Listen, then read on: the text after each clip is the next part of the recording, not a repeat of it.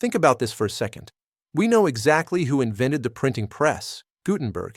We know roughly when and where the first alphabetic writing emerged in the ancient Near East. We can even trace the evolution of the wheel or the control of fire back through the archaeological record. But when it comes to the very thing I'm using right now, human language, there is a strange, total silence. Ancient civilizations never describe inventing it. They only describe refining it or writing it down for the first time. No other animal does what we do. Not the warning calls of birds, not the chemical signals of ants, and not even the complex songs of whales. We are the only species on Earth with infinite generativity, the ability to take a handful of sounds and create an unlimited number of brand new thoughts. So, where did it come from? Was it a divine gift from the heavens? A lucky genetic mutation? Or a slow, messy climb out of the mud over millions of years? Today, we're looking at the three honest answers to the greatest mystery of our species: the theological, the scientific, and the philosophical origins of language. Before we had modern brain scans and DNA sequencing, people had some creative ideas about how this all started. In the 18th and 19th centuries, scholars proposed things like the bow wow theory, the idea that we just started by imitating animal sounds, or the yo-he-ho theory, where language supposedly came from the rhythmic grunts of people working together. Funny names aside, these lacked real evidence. Today, modern science has split into two main camps: continuity and discontinuity. Continuity theorists say language is just a leveled-up version of animal calls. They believe it emerged gradually, potentially starting as far back as Homo habilis 2 million years ago. But the discontinuity theorists, like the famous linguist Noam Chomsky, argue that's impossible. They say language is a qualitative break from animals.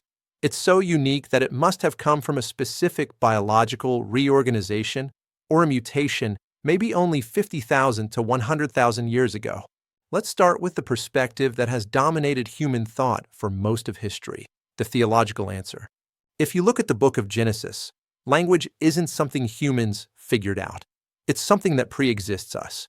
God speaks to creation, then creates humans in his own image, and immediately speaks to them. There's a fascinating moment in Genesis where God brings the animals to Adam to see what he would name them. In this view, the ability to communicate is a divine gift. It's relational, meant for us to connect with God and each other. This led to the concept of the Adamic language, the idea that there was one original, perfect Edenic language spoken in the garden. Many early scholars even thought this original tongue was Hebrew. But then, we have the Tower of Babel. This is the theological explanation for why we don't all speak the same language today. It's a story of human pride leading to divine confusion, scattering us across the earth into thousands of mutually unintelligible tongues. Now, you might be thinking, does this mean theology and science are at war? Not necessarily. Many modern theologians use a complementarity model. They suggest science explains the mechanism, while theology explains the meaning. Now, let's pivot to the scientific answer: language as a product of natural selection. Scientists look at the hardware.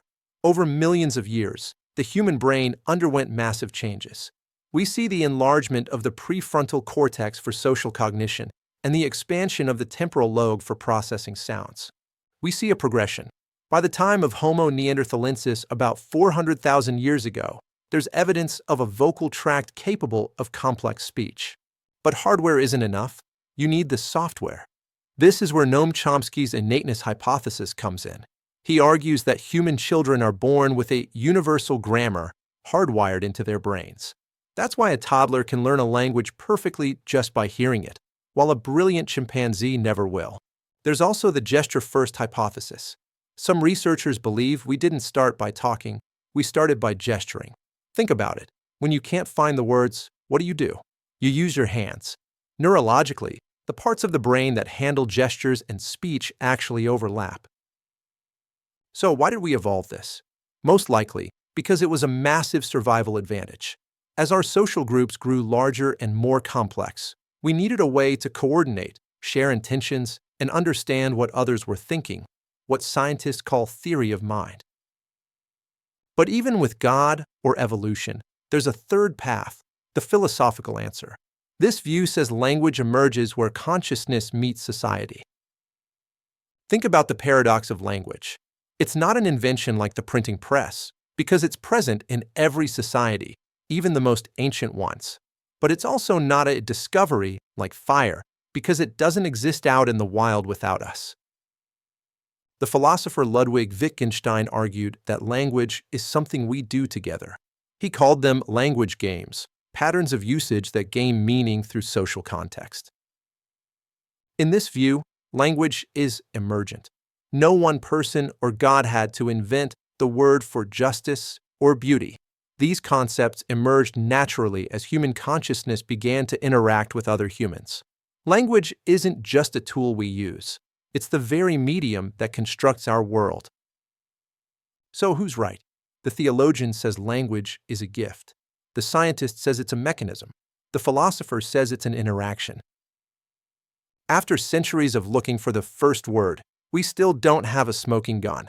And maybe that's the point. Intellectual humility is required here. Each of these answers is honest within its own framework.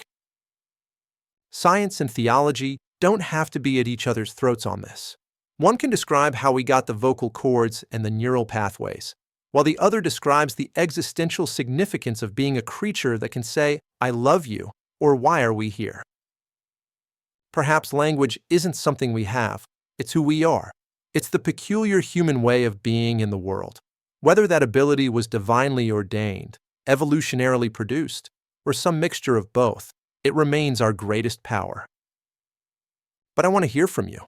Do you think language is a sudden spark of humanness or a slow climb from animal calls?